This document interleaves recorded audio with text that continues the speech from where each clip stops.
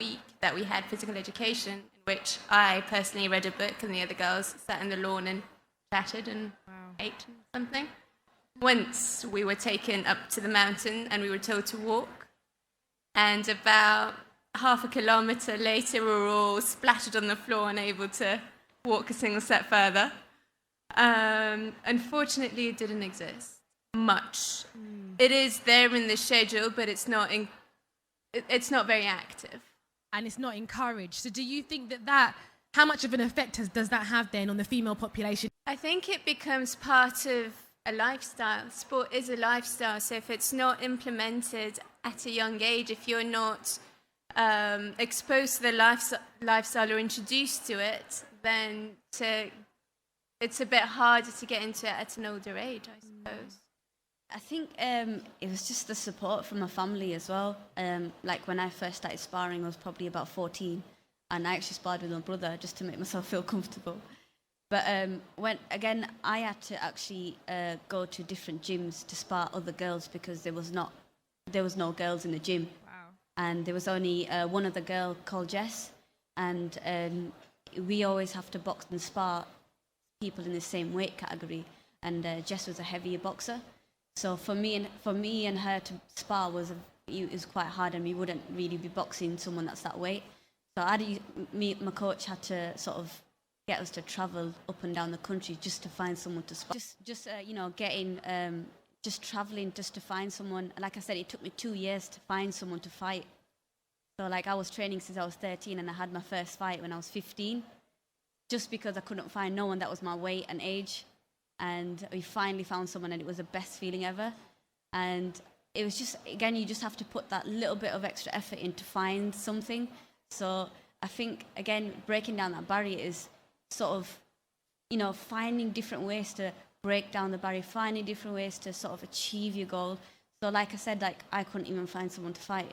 So for 2 years I was looking, I was online myself, I was looking for other clubs, other boxers. So exactly, so it was, again, 8 years ago, they were like, I didn't know myself that women could compete, so I doubt other women knew themselves. So it was getting the word out there and putting it on Facebook and social media, websites and stuff, sort of getting it out there, getting, that interest up. And sort of, I really look up to Nicola Adams as well. I think she's a very, very big inspiration to young women. First British woman to box in the Olympics and winning gold, and also winning gold in the Commonwealth Games. I think as soon as she sort of hit the 2012 Games, women's boxing proper, it was so popular then, and everybody sort of knew about it. It was, again, it's just getting it out there, getting the word out there. I wanted to see more girls doing it because, like I said myself, when I first started boxing, I didn't know that women could compete. So my goal was getting more people to, girls to come so I could fight them. I won it, and I also won Boxer of the Night as well. Look at that. Round of applause, ladies and gentlemen. I definitely think so. Well, I suppose I've always liked sport, and it was finding a sport that physically I could do. And my family encouraged me to do swimming because I wouldn't have to wear my artificial limbs. So I remember I first learned to swim when we lived in Egypt, and it was so hot that I wanted to be in the water all the time anyway.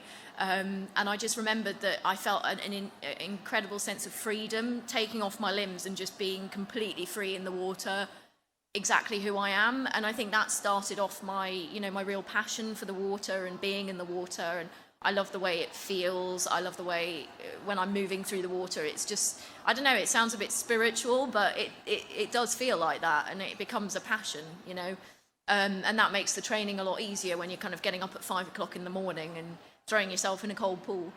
I think you always have your goal, and I think a lot of people do this anyway in work and things like that. It's goal setting and planning for things, and having a project that you're working on and reaching it and doing everything you can to get there and make it successful.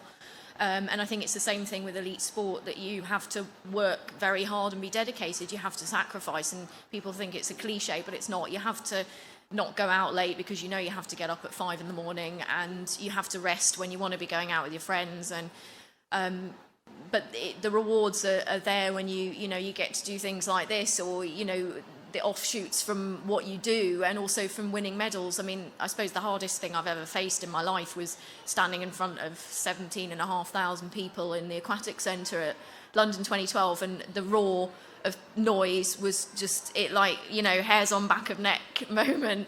And I knew my family were there. I knew everybody was there cheering me on, and it's an amazing, uplifting feeling. How no one could ever say that that was a negative experience. You know, even if you come fourth, it's still, you know, I did come fourth in one of my races, and people were yelling at me who they didn't know me. Oh, well done, you came fourth, and I was, you know, in tears because I'd not won a medal. But you know, it's all perspective really, and I think, you know, you learn a lot from experiences like that, and you learn how to cope with it, and that's why I carried on, and that's why I want to carry on to next year, because there's so much I learned from London that I wish I'd put in place then that I know I can do next time. I mean, I suppose at the Paralympics, I'm not, you know, it's such a bubble, and I mean, I love my teammates, I love all of the athletes because they're such strong